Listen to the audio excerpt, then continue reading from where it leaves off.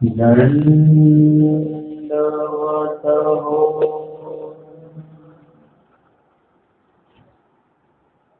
आजच्या तांदळी शेवई येथील पहिल्या सत्रामध्ये आपण समुद्राचा दृष्टांत श्रवण करणार आहोत. पुरुषाचे उद्यमे देणे आती जैसा समुद्राचा. म्हणजे परमेश्वर जीवाला दातृत्व करत असतात, परंतु जीव कशा पद्धतीने उद्यम म्हणजे प्रयत्न करतो. एखादी गोष्ट प्राप्त करण्यासाठी तुम्ही कशा प्रकारे प्रयत्न करता त्या अनुसार तुम्हाला ती गोष्ट प्राप्त होत असते. जसं एखादा पदार्थ आपण शिजवायला ठेवलेला आहे, तो किती वेळ शिजवता त्यानुसार तो पदार्थ तुम्हाला मिळणार आहे. लवकरच काढलं तर कच्चा पण राहील, थोडा वेळ अजून ठेवला तर चांगला शिजेल, अजून जास्त वेळ ठेवला तर अजून चांगला शिजेल. तशा पद्धतीने प्रयत्न आपले कसे आहेत, जेवढे उत्तम प्रयत्न असतील तेवढे उत्तम त्याचं फळ आपल्याला मिळतं. समुद्राच्या दृष्टांतामध्ये ते सांगितलेलं आहे. आपण समुद्र फक्त फिरायला जात असतो है ना, आपल्याला समुद्र बघायला मिळाला, फिरायला मिळाला, आपल्याला आनंद होतो.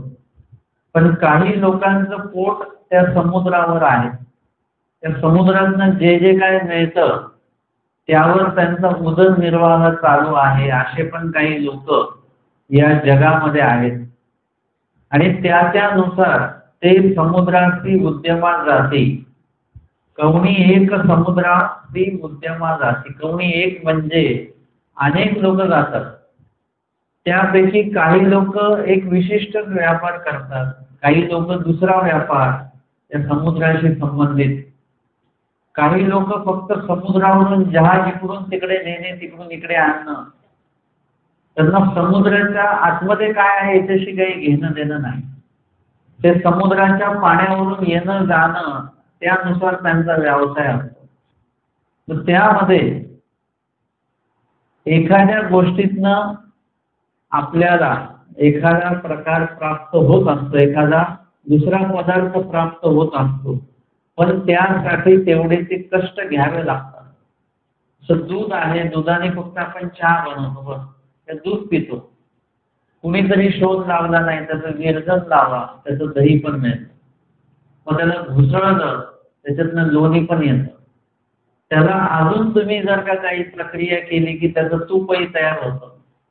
म्हणजे ज्यांना कुणाला फक्त दूध हा एक सामान्य पदार्थ माहीत होता, पण कुणीतरी शोध लावून काय केलेलं आहे त्याच्यातनं हे पदार्थ पण जर का प्रयत्न केले, त्याच्यावर प्रक्रिया केल्या तर हा पदार्थ सुद्धा प्राप्त होतो. तसं समुद्र नुसतं बघण्यासाठी नाही आहे किंवा प्रवास करण्यासाठी नाही आहे, तर ते उदरनिर्वाह सुद्धा त्याच्यावर आपण करू शकतो. आणि त्या दृष्टीने इथे स्वामींनी महत्वपूर्ण दृष्टांत जो आहे समुद्राचा तो आपल्याला निरूपण केलेला आहे. तर कवडी एक समुद्राची उद्यमा जाते म्हणजे समुद्राच्या त्या विभागामध्ये जातात. कशासाठी? व्यापार व्यवसाय करण्यासाठी म्हणून ते जातात. ते कवडे भरिती ते कवडाची धाने जाती. कुणी जे समुद्राच्या आतमध्ये जात नाही ते किनाऱ्यावरच थांबतात. तर किनाऱ्यावर काय येतं? त्या लाटांनी शंख शिंपले वगैरे असे येतात. मग ते शंख शिंपलेच भरतात, ते काही जास्त आतमध्ये जात नाही. काही काही लोक असतात ना की बाहेरूनच हात जोडतात, ते आतमध्ये मंदिरात वगैरे कधी येत नाही. किंवा ते निरूपण वगैरे चालू असेल तर ते आतमध्ये येत नाही, कारण की त्यांना त्याच्याशी काही संबंध नाही त्यांचा. ते बाहेरच्या बाहेर हात जोडलं जात. मग त्यांना तेवढ्या पुरतच काहीतरी कणव त्यांना मिळते. जेवढं जास्त तुम्ही ईश्वर कार्यामध्ये संपर्कामध्ये राहाल तेवढं जास्त त्यांचं गुप्त जे आहे त्यातनं जास्त कणव आहे, अधिकार, योग्यता ही तेवढी त्यातनं जास्त मिळत असते. तर इथे ते जे कोणी व्यापाऱ्याला आलेले आहेत ते किनाऱ्यामधूनच काय करतात, त्या समुद्राच्या किनारी जे मिळतं तेच घेतात फक्त. मग काय मिळतं, शंख शिंपले मिळतात. ते कवडे भरीती, ते कवडे असतात, शंख असतील, शिंपले असतील, ते भरतात. ते कवडाची झाले जाती, त्यांना ते कवडे जे मिळाले ना त्याच्यातच ते समाधानी आहे. बाकी त्याच्या व्यतिरिक्त काही नव्हते. तसं मंदिरात कोणी आले त्यांना तुम्ही तीर्थ द्या, ते तीर्थ मिळाले की ते खुश होऊन जातात, त्यांना बाकी काही नको. अजून कोणी आले त्यांना प्रसाद, थोडासा जरी प्रसाद दिला त्याच्यात ते आनंदित होऊन जातात. काही लोक येतात ते त्यांना देवपूजा वंदन करायचे, वंदन केल्याशिवाय त्यांना समाधान लाभणार नाही. देवपूजा वंदन केली, समाधान लाभलं, त्यांना म्हटलं आता निरोपण आहे नाही बस देवपूजेला. काही मंडळी येतात की त्यांना निरूपण ऐकायचं, निरूपण ऐकल्याशिवाय त्यांना समाधान होत नाही. त्यामध्ये काही लोक आलेले असतात की त्यांना चर्चा केल्याशिवाय समाधान होत नाही. एखादा विषय सांगितला अजून त्याचं विश्लेषण काय असेल, प्रश्न उत्तर हे झालं की त्याचं एक समाधान प्राप्त होतं. म्हणजे अशा पद्धतीने आपण एकाच विधीच्या खोलात जास्त प्रमाणामध्ये जेवढं जाऊ तेवढं त्या विधीचा लाभ आपल्याला होत असतो. मग ते कवडाची झाले जाती म्हणजे कवडे भरतात, शंख शिंपले भरतात, इकडे घेऊन येतात आणि त्याचं मग विविध वस्तू बनवतात. काय काय बनवलं जातं तर शंख शिंपल्यांचं. त्यांच्या पोट पाण्याला मिळेल एवढं द्रव्य त्यांना मिळतं, पैसे मिळतात, उदरनिर्वाह होतो, बघ त्याच्यामध्ये ते लोक समाधानी आहेत. आता दुसरा एक ग्रुप येतो, ते म्हणती समुद्री माणिके मोती असते. आता दुसरे जे येतात ते म्हणतात की शंख शिंपले घेऊन काय करायचं. कोणी जर का म्हणाले बघा हे शंख शिंपले किती आहेत, ह्याचा व्यवसाय करा, तर शंख शिंपल्याने काय मिळतं, मेहनत जास्त आणि उत्पन्न कमी. त्याच्यापेक्षा हे समुद्री माणिके मोती असती, त्याच्यामध्ये माणिक मोती सुद्धा असतात, मोती निघतात त्याच्यातनं. ते जे शिंपले असतात ते अजून जर का आतमध्ये गेले, खोलात गेले की मग विशिष्ट खोलात गेल्यानंतर ते तसे शिंपले मिळतील ज्याच्यामध्ये मोती आहेत वगैरे. अशा प्रकारचं सुद्धा त्याच्यामध्ये जे काही मौल्यवान गोष्टी आहेत त्या समुद्रामध्ये आहेत. आणि ते परते जाती म्हणजे ते किनाऱ्यापासून अजून आतमध्ये जातात. जे किनाऱ्याला लोक आहेत ते म्हणतात आम्ही आतमध्ये येणार नाही, आम्ही इथले इथेच व्यवसाय करणार आहोत, आम्हाला जास्त कष्ट नको. परंतु हे म्हणतात नाही, थोडे जर का कष्ट आपण घेतले तर मोती मिळतील, त्याच्यातनं उत्पन्न चांगलं मिळेल. आणि याच्यापेक्षा कष्ट जरी जास्त असले तरी उत्पन्न याच्यापेक्षा जास्तीच आहे. म्हणून ते परते जाते, ते माणिक मोती भरती, त्यांना माणिक मोती तिथे मिळतात त्या समुद्रामध्ये. आणि माणिक मोती ते घेतात आणि आल्यानंतर ते विकतात वगैरे, त्याचे त्यांना दाम दुप्पट पैसे मिळतात, अधिक लाभ त्याच्यामध्ये त्यांना होतो. ते देण्याची झाले जाते आणि ते त्याच्यामध्ये समाधानी आहेत. त्यांना जर का म्हटलं अजून काही शोधा समुद्रात, हेच भरपूर झालं, याच्या वेगळं आता काही नको, म्हणजे त्याच्यामध्ये समाधानी राहतात. तसं आता प्रापंचिक व्यक्ती आहे, ते विशिष्ट उत्पन्नात समाधानी असतो का? त्याला वाटतं की ना शेतीचं उत्पन्न पुढच्या वर्षी जास्त घेऊ आपण, हे लावू ते लावू. नोकरदार वर्ग आहे त्याला वाटतं पुढच्या वर्षी तरी पगार वाढला पाहिजे, तो त्याच्यात समाधानी नसतो. पदार्थ खाताना पण आपण म्हणतो की नाही पुढच्या ह्याच्यापेक्षा जास्त खावा पदार्थ, ते तृप्तपणा त्याच्यामध्ये नाही आहे. परंतु काही बाबतीमध्ये देवधर्माच्या बाबतीमध्ये आपण तृप्त झालेलो असतो. आम्ही उपदेश घेतला बस, किंवा आम्ही देवपूजा केली बस, आम्ही देवाला हे वाहिलं ते वाहिलं बस, त्याच्यामध्ये समाधान आहे. कोणाला सांगितलं की बा अजून ज्ञान पण आहे बरं का, ते निरूपण ऐकता येतं, दृष्टांत आहेत, वचनं आहेत, तर आमचं ते डोक्यावरून जातं, हे आम्हाला हेच भरपूर झालं. म्हणजे ते तेनेची झाले जाती, त्याच्यामध्येच ते समाधानी राहतात. आता तिसरा वर्ग एक येतो, ते म्हणतात ये समुद्री काही एक नसे. अरे हे तर फक्त शंख शिंपले जमा करतात, ते दुसरे येतात ते माणिक मोती जमा करतात, परंतु हा समुद्रामध्ये फक्त एवढ्याच गोष्टी आहेत का?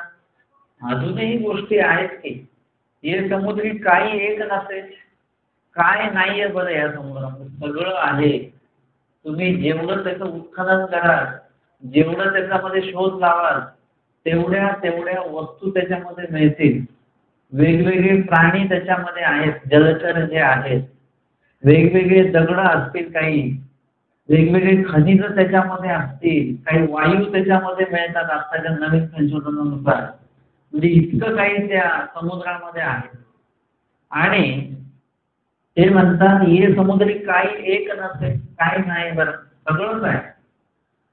हे समुद्री अनर्घे रत्ने असती. अनर्घ रत्न आहे त्याच्यामध्ये, म्हणजे जे जे काही रत्न आहेत ते तुम्हाला इथे तयार करता येत नाहीत किंवा इथे बघायला मिळणार नाहीत, विकत भेटणार नाहीत, अशा प्रकारचे अनर्घ रत्न. अनर्घ म्हणजे ज्यांचं कुठले मोलच करता येत नाही. आपल्याला एखादी वस्तू दाखवली विचारलं हे केवढ्याची आहे, तर आपण सांगतो 50-100 रुपयाची आहे. त्याची किंमत आपण आसपास सांगतो आणि मग ते म्हणतो 80 रुपयाची आहे, म्हणजे आपण बरोबर अंदाज सांगितला त्याचा. तशा पद्धतीने आपण एखाद्या गोष्टीचं मोल सांगू शकतो अंदाजे. एखाद्या मोत्याचं पण मोल सांगू शकतो, हा मोती केवढ्याचा भेटेल. परंतु अनर्घ रत्न जे आहेत त्यांचं मोल सांगता येत नाही. जे आपल्या व्यवहारातच नाहीये, आपल्या बघण्यात नाहीये, वापरात नाहीये, त्याचं मोल आपण सांगू शकत नाही. आणि जे नेहमी आपल्या वापरात आहे ना, त्याचं मोल आपण सहज सांगता येत. सोन्याचा भाव विचारला की लगेच सांगू शकतो आपण, आता एवढा एवढा असेल, कारण की ते आपण उपयोगामध्ये आणतो. तशा पद्धतीने अनर्घ रत्न याचा व्यापार करायला कोणी जातच नाही. एवढ्या समुद्राच्या खोलामध्ये, पोटामध्ये कोणी जायला तयार नाही. मग ते अनर्घ रत्न भेटायलाही तयार नाही. मग त्याचं मोल तरी कसं कळेल की याचं काय मोलाचं असेल. परंतु एक वर्ग असा येतो की ते म्हणतात हे समुद्री अनर्घे रत्ने असते. अनर्घ रत्न आहेत बरं का या समुद्रामध्ये. म्हणून ते राहती अनर्घा रत्नाचा उद्यम करीती. ते राहती म्हणजे शंख शिंपलेवाले शंख शिंपले भेटले की ते निघून जातात, ते थांबत नाही. ज्यांना माणिक मोती मिळाले त्यांना ते मोती मिळाले की ते मोती घेऊन निघून जातात. परंतु अनर्घ रत्नवाले मात्र जात नाही, ते थांबतात तिथे. आणि अनर्घ रत्नाचा उद्यम करीती अजून समुद्राच्या पोटामध्ये जातात, खोलामध्ये जातात.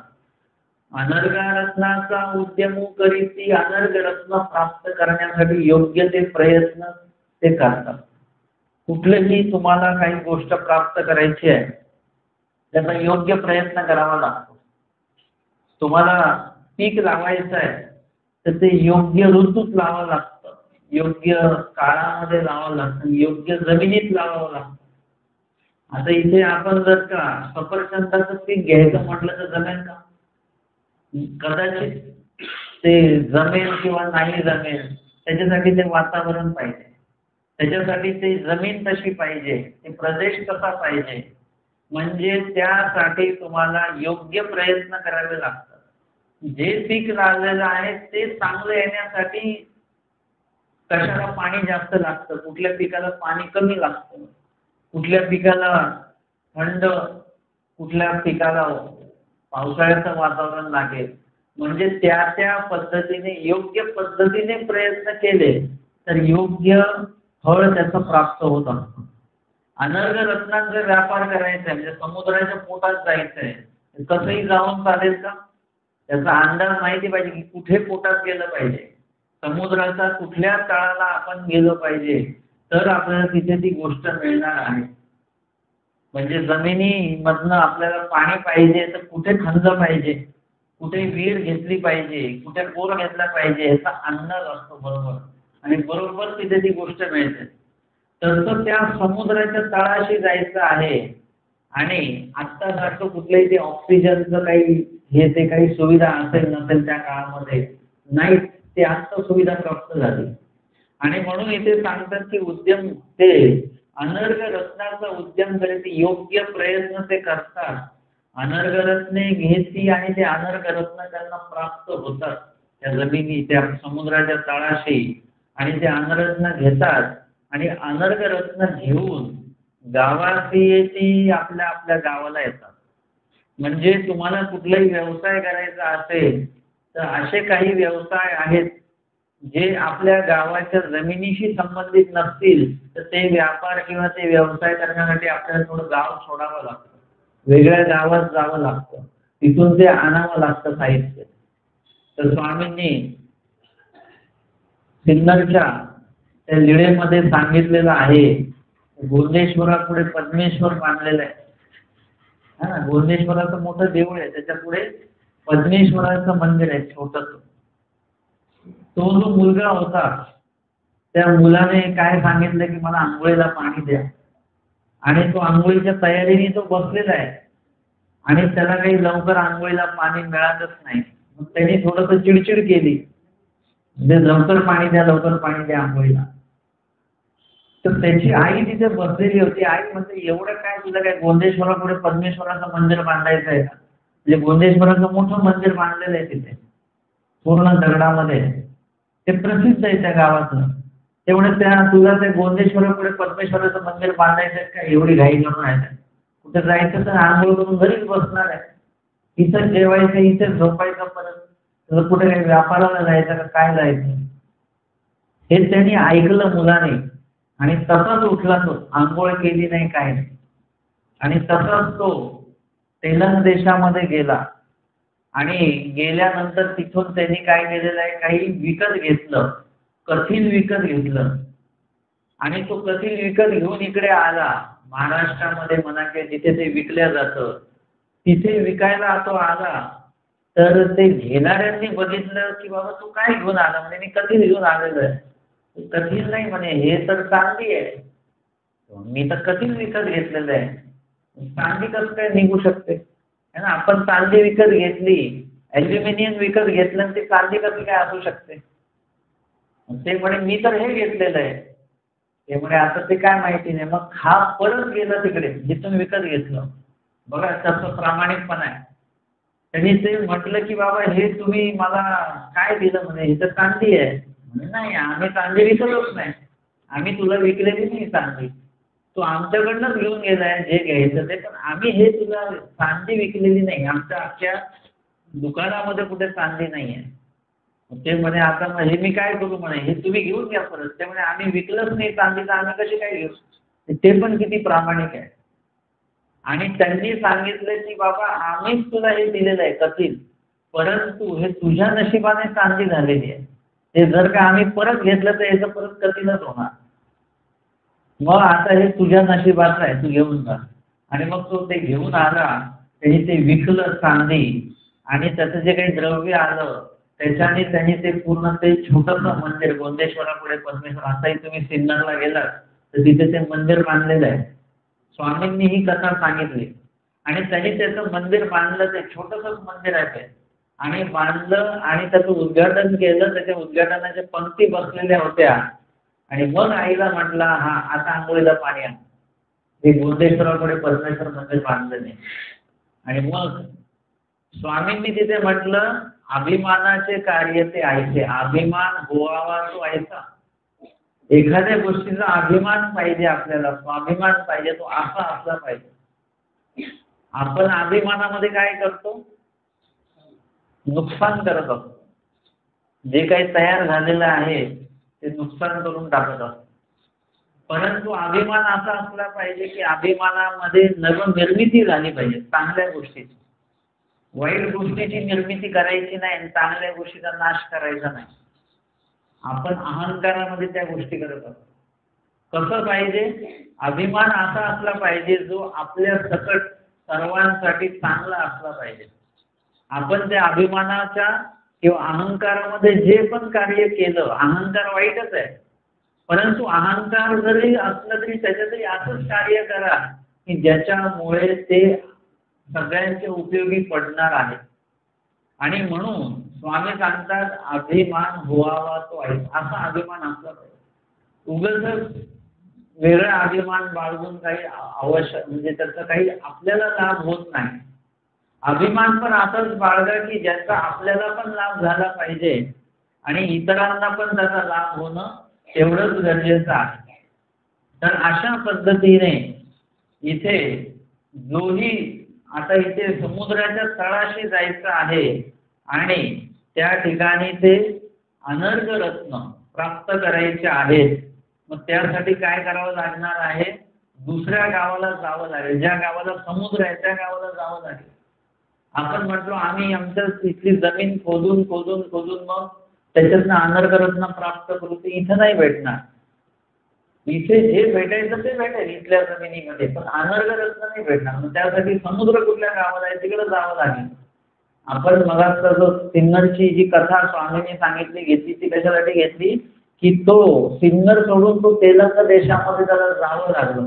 तो घरीच बसून राहिला असता, गावातच राहिला असता तर कदाचित त्याला ते मिळालं नसतं. मिळालं असतं, गावात राहून सुद्धा लाभ होतो, पण तो तेवढ्या पुरता तेवढा मर्यादित राहिला असता आणि मग त्याला गाव सोडावं लागलं. तो तिकडे गेला आणि म्हणून त्याला ते प्राप्त झालं. तर तो समुद्राच्या तळाशी जाऊन अनर्घ रत्न जे आहे ते प्राप्त त्यांनी केल्यानंतर ते सगळेजण गावाला आले स्वतःच्या. आणि गावाला आल्यानंतर रायाची भेट ती, मग राजाला एक दिवस काढला त्यांनी, निश्चित केला. आणि ते अनर्घ रत्न आता कोण विकत घेणार? काही गोष्टी अशा असतात जे सगळेजण विकत नाही घेऊ शकत, राजाच विकत घेऊ शकतो. किंवा ते राजाकडेच त्या वस्तू ज्या आहेत त्या उपयोगामध्ये जातात, इतरांकडे ते उपयोगी जात नाही. आता समजा आपल्याला कोणी विमान जर का भेट दिलं, खरोखरचं विमान घेणार का आपण?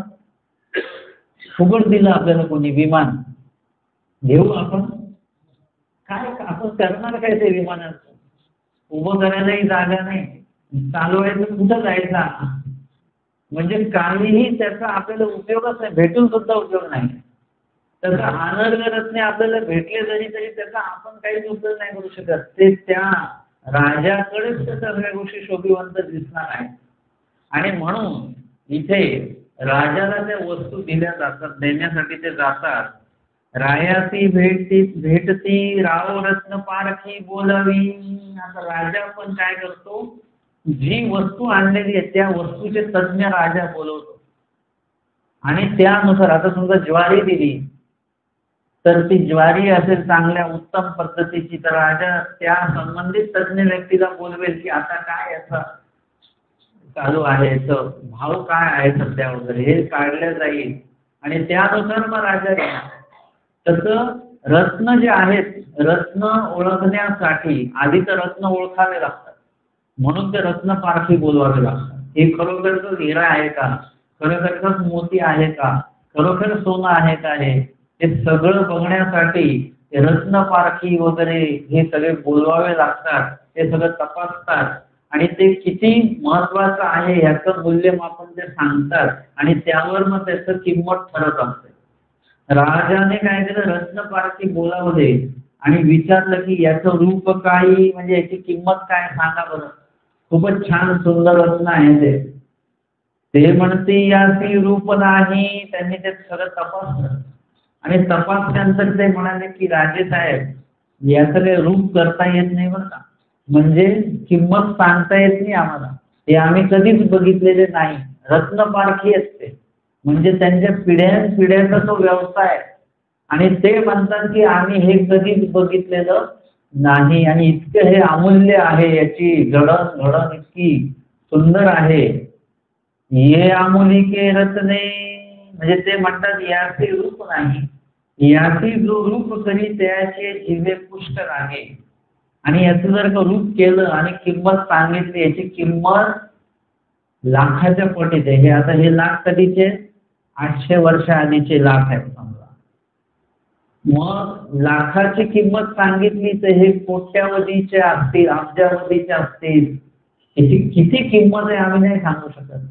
जर का याची किंमत आम्ही सांगितली तर खोटं बोलल्यासारखं होईल आणि खोटं बोलल्यामुळे काय होईल, जिव्हे पुष्ट लागे. म्हणजे या मोत्यांचं जे काही ज्यांनी जडणघडण केलेली कुठल्या ना कुठल्या देवतेचं अधिष्ठान त्यामागे असतं ती निर्मिती मागे देवतेचं अधिष्ठान असतं समजा, तर मग त्याविषयी जर का आम्ही खोटं बोललो तर आमच्या जीवेला कुष्ठ लागेल आणि जीव झडे म्हणजे जीव आमची झडेल, म्हणजे आमचं वाचा जाईल कायमस्वरूपी. खोटं बोलल्याचं जर का त्याच्यामधनं पातळ जर का आम्हाला लागलं तर आम्हाला अशा पद्धतीने त्याचं शिक्षा पण होईल. आणि म्हणून ते म्हणतात ये आमोदिके रत्ने. आमोदिके रत्ने म्हणजे याचं मोलच करता येत नाही अशा प्रकारची ही वस्त्र आहेत. मग तयाची ओवाळणी पडे. राजा खूप खुश होतो की आपल्या राज्यामध्ये असे लोक आहेत की समुद्राच्या एवढ्या गाभाऱ्या तळात जाऊन ते एवढे माणिक मोती घेऊन येतात. काही लोक शंख शिंपले घेऊन येतात, परंतु हे मात्र अनर्घ रत्न घेऊन आलेले आहेत. असे रत्न घेऊन आले की आपल्या राज्यातले रत्न तज्ञ आहेत ते ओळखू शकत त्याची किंमत. आणि म्हणून राजा काय करतो, त्यांची दखल घेतो त्यांच्या कार्याची आणि त्यांचा सत्कार करतो आणि तयाची ओवाळणी पडे म्हणजे त्यांना बक्षीस देतो राजा. ते तयाची खावया होय आणि ते बक्षीसच एवढं मिळतं की ते त्याची खावया होय म्हणजे त्याच्या किती किड्या बसून खाते असं त्याला ते मिळतं उदरनिर्वाहाचं. बघा म्हणजे शंख शिंपले जे आहेत त्याच्यामध्ये कष्ट नाही आहेत, त्याच्यापेक्षा कष्ट कशाचे मोती मिळवण्यामध्ये कष्ट आहे. आणि त्याच्याही पेक्षा कष्ट जीव जाईल एखाद्या वेळेस, जर का जीव आतमध्ये श्वास कोंडला आणि तेवढ्या वेळेस समुद्राच्या वर नाही आला माणूस तर मरून जाईल तो. जीवावर खेळून ते अनर्घ रत्न त्यांनी प्राप्त केलंय, परंतु ते जर का प्राप्त झाले तर जीवनभर त्याला बसून खायचं आहे, मग त्याला काहीच करायचं नाही. इतक्या प्रकारचं दातृत्व त्याच्यातनं मिळतं राजाकडनं. ते तयाची खावया होय. तयाची रत्ने ती तैसे, यांचे रत्ने त्याच्याकडे तसेच राहतात. राजा घेत नाही ते. राजा म्हणत नाही की मला देऊन टाका म्हणून, नाही का. राजा पण हे की बाबा नाही, याची किंमत जर का चुकीची सांगितलं जीवे कुष्ठ लागे.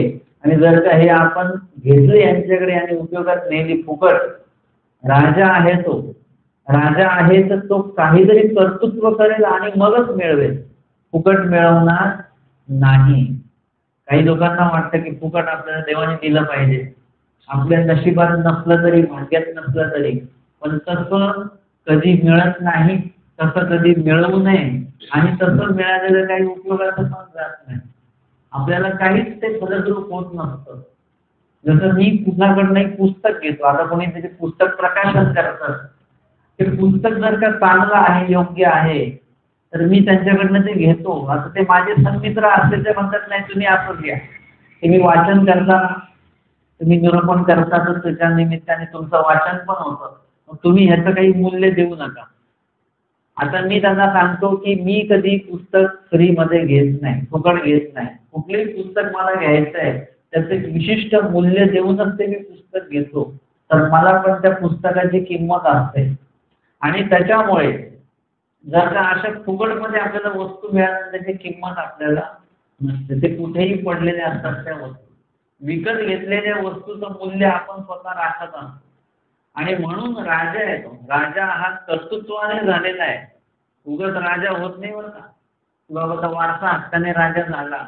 राजा होण्यासाठी त्या राजकुमाराला त्या त्या दिव्य परीक्षा, ते प्रयत्न, ते सगळं लढाई युद्धाचे सगळे प्रकार, ते सगळं शिकावं लागतं. आणि तो जेव्हा स्वतःला सिद्ध करतो तेव्हा तो राजा होऊ शकतो. म्हणजे कर्तृत्वाशिवाय तो राजा झाला नाही. तसं जे मिळवायचं आहे, जे उपयोगामध्ये आणायचं ते सुद्धा कर्तृत्वाने त्याला ते प्राप्त करायचं आहे. मूल्य देऊन ते विकत घ्यायचं आहे, पण याचं मूल्यमापनच करता येत नाही. म्हणून ते रत्न तो घेत नाही, त्याच लोकांकडे तो ठेवतो. आणि एरासी केतुरी एकदी खावया झाले मग नाही. आता ज्यांनी अनर्घ रत्न प्राप्त केले ना त्याला तर जीवनभर ते खायला मिळालेलं आहे. आता इतकं प्रॉपर्टी झाली त्याची, आयुष्यभर तो आता ते बसून खाणार आहे. आणि एरासी म्हणजे त्यांनी शंख शिंपले, जास्त कष्ट घेतले नाही त्यांनी. ते मोती ज्यांनी प्राप्त केले त्यांनी त्याच्यापेक्षा कमी कष्ट घेतलेले आहेत, तर त्यांना केतुले एकदी खावया झाले. एखादा मोती त्यांनी विकला, किती पैसे मिळतील त्यांना? लाख रुपये मिळतील. लाख रुपये किती दिवस चालू शकतात आत्ताच्या घडीने? जास्त दिवस काही टिकणार नाही, महिन्याच्या आत ते एका आठवड्यामध्ये संपू शकतात. तेरासी केतुले एकदी खावया झाले, काही दिवस त्यांना ते पैसे पुरले आणि नंतर ते पैसे संपून गेले. तैसे आता हा दृष्टांत पूर्ण आपण ऐकला. या दृष्टांताचा सिद्धांत आहे, दृष्टांताचं द्राष्टांतिक आहे. तैसे परमेश्वर सन्निधानी असता एक शिल्प विद्या झाले जाती, एक अपरोक्ष विद्या झाले जाती. परमेश्वराच्या जवळ जे लोक आहेत, संपर्कात जे लोक आहेत, ते परमेश्वराकडनं काय मागतात? देवतेंच्या विद्या मागतात. शिल्प विद्या म्हणजे चरमभूमीपासून इंद्राधिकापर्यंतचे जे विद्या आहेत, एकूण ज्या सर्व जे काही विद्या आहेत 72 कोटी देवतांच्या, त्या विद्या मागून घेतात ते. त्यापैकी कुठली एक विद्या द्या. एखादी अपरोक्ष विद्या झाली जाते म्हणजे तिथून पुढे ब्रह्मादिकापासून चैतन्य मायेपर्यंतच्या ज्या देवता आहेत त्यांच्या विद्येंना स्थूल विद्या, अपरोक्ष विद्या असं म्हणतात. ते त्याच्यातनं देवाकडनं तेच मागतात आणि ते त्यांनी जे झाले जाते त्यांना ते मिळालं, त्याच्यातून ते समाधानी राहतात. आणि एक जण येतात जे ज्ञानी आहेत, जाणकार आहेत, ते म्हणतात एक म्हणती हा परमेश्वरी परमेश्वरी काही एक नसे. हे परमेश्वर आहेत, त्या परमेश्वराकडनं काय भेटू शकत नाही, सगळंच भेटू शकतं. मग आपण हलक्या वस्तू मागायच्या का देवाकडनं? जे संपणाऱ्या वस्तू मागायच्या का? संपणाऱ्या वस्तू नाही मागायच्या. आता जे लग्न होतात मग त्याच्यात ते काय मागतात? लोखंड, प्लॅस्टिक मागतात का? काय मागतात?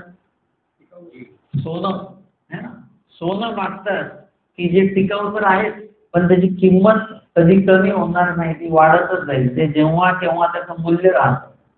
आणि उपयोगाच्या नेण्याच्या दृष्टीने सुद्धा ऐश्वर्य आहे म्हणजे अशा काही गोष्टी मागत असतात. परंतु जर का ते चोराने जर का चोरून नेलं तर संपलं, नाशिवंत आहे. आपल्याला देवाकडनं ते मागायचं आहे जे टिकाऊ पण आहे, आपलं ऐश्वर्य पण त्याच्याने वाढणार आहे आणि ते कोणी चोरून नेऊ शकत नाही. आपल्याकडे जर का पुस्तक आहे सूत्रपाठ लिहायचं तेही चोरल्या जाऊ शकतं. त्यातल्या लीळा ज्या आहेत ते लीळा चरित्र तेही चोरल्या जाऊ शकतं. की काय मागायचं देवाकडनं? नाशिवंत, जे नाचणार नाहीये. जर का ते सूत्रपाठ तुम्ही पाठांतर केलं ते कोणी चोरून नेऊ शकतं का? नाही. लीळा तुमच्या पाठांतर असतील तर चोरून नेऊ शकतं का कोणी? आता ते नाशिवंत नाही राहिलं. पुस्तक नाशिवंत आहे परंतु तुम्ही जे पाठांतर केलं ते नाशिवंत नसतं.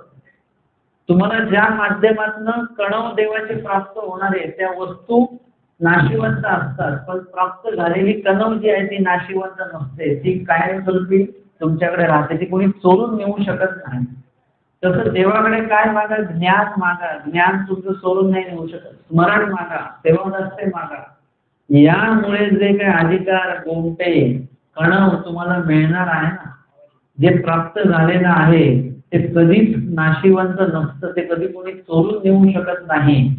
आणि म्हणून ते म्हणतात ये परमेश्वरी ब्रह्मविद्या असे. या परमेश्वराकडे काय? ब्रह्मविद्या आहे. देवाने जर का म्हटलं मागा, काय मागायचं ते मागा, तर काय मागायचं?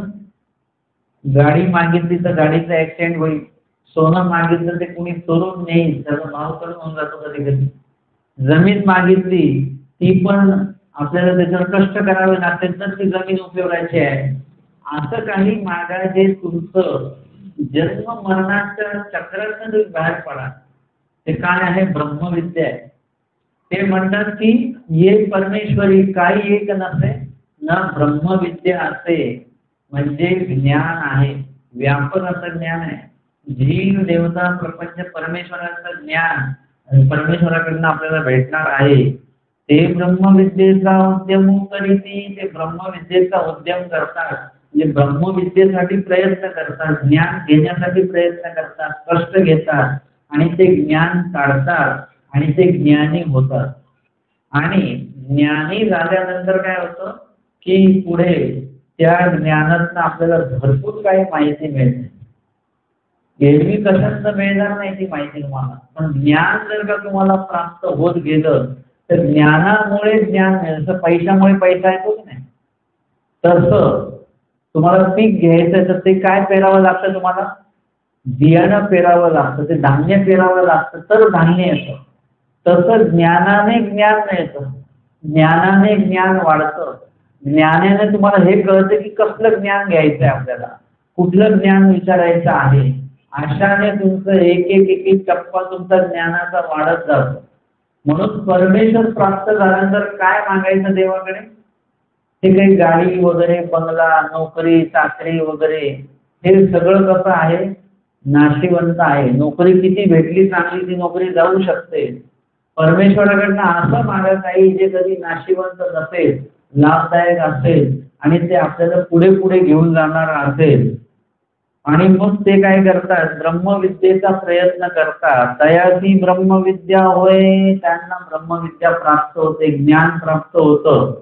मग तयाचे यातायात पारुखती, यातायात म्हणजे येणं जाणं. आपण कुठे येतो जातो, आपण शेतात येतो जातो, नोकरीवर येतो जातो, शाळेत येतो जातो, बाजारात येतो जातो. हे तर येणं जाणं चालूच आहे आपलं. परंतु असं काहीतरी झालं पाहिजे की आपलं येणं जाणं बंद झालं पाहिजे. जसं शहरातले लोक आहेत ना, शहरातल्या लोकांनी ते सुरू केलेलं, कुठे काही विकत आणायला जायची गरज नाही, घरूनच फोन केला की ती वस्तू घरी येऊन जाते. कुठली पण कुठे पण वस्तू त्याचा फोन केला की ती वस्तू आपल्या घरामध्ये येऊन जाते. कुठं जाणं येणं नाही. परंतु त्याच्यातनं संपलं का, जन्म मृत्यूचं येणार आहे की नाही. आपल्याला या गोष्टी बंद नाही करायच्या.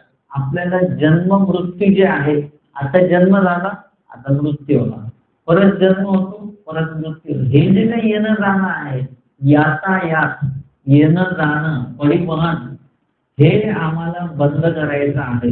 हे कशातनं बंद होईल, हे जेव्हा ब्रह्मविद्येचं ज्ञान होईल. आणि ब्रह्मविद्येचं ज्ञान झाल्यानंतर त्याच्यामध्ये त्याचा उपाय सांगितलेला आहे. ज्ञान झाल्याने आपलं जन्ममरण चुकणार नाही.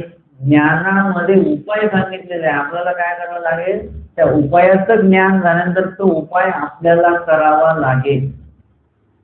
जसं कोणी सांगितलं पित्त झालंय का, मग हे कढीपत्त्याची पानं खाल्ली की पित्त जातं. हे काय झालं, ज्ञान झालं आपल्याला. ते ज्ञान झाल्याने पित्त जाईल का आपलं, नाही. तुम्हाला ते ज्ञानाचा ज्ञानामध्ये जो उपाय सांगितला ते तुम्हाला औषध खावं लागेल, म्हणजे आचरणात आणावं लागेल. नुसतं ज्ञान झाल्याने मोक्ष होत नाही. तर ज्ञानामध्ये मोक्षाचा उपाय सांगितला, तो मोक्षाचा उपाय करावा लागतो, प्रयत्न करावे लागतात. आणि मग आपलं उजळता येते. आणि या जन्म मृत्यूचे जे काही कर्म जोडलेले आहेत, देवतेंचे जे काही कर्म जोडले, ते सगळे नासल्या जातात. आधी ते कर्म नासल्या जातात, देवतेचे लागलेले मळ नासल्या जातात. जे काही लग्नादी अविद्यादी वगैरे जीवाला लागले ते नासल्या जातं. हे इत्यादीचे सगळ्यांचे उपाय त्या त्या ज्ञानामध्ये सांगितलेले आहेत. शाब्द ज्ञानामध्ये एक विशिष्ट उपाय सांगितलेला आहे. अपरोक्ष ज्ञानात एक विशिष्ट उपाय परमेश्वर करून घेतात. सामान्य ज्ञानात एक विशिष्ट उपाय करून घेतात, जेणेकरून मळ नसतात. विशेष ज्ञानात विशिष्ट उपाय करून घेतात, त्याच्यामुळे काय अयोग्यता असेल ती नासून जाते. आणि हे सगळं केल्यानंतर मग जीवाला मोक्ष होतो.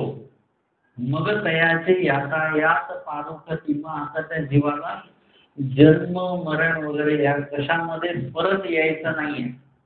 अशा पद्धतीने आजच्या या पहिल्या सत्रामध्ये आपण समुद्राचा दृष्टांत आमच्या स्वामींनी सांगितलेला आहे, निरूपण केलेला आहे 800 वर्ष आधी.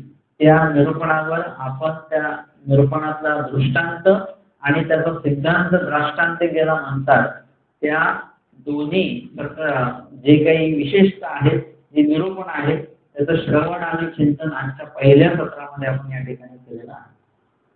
दंडवत हो.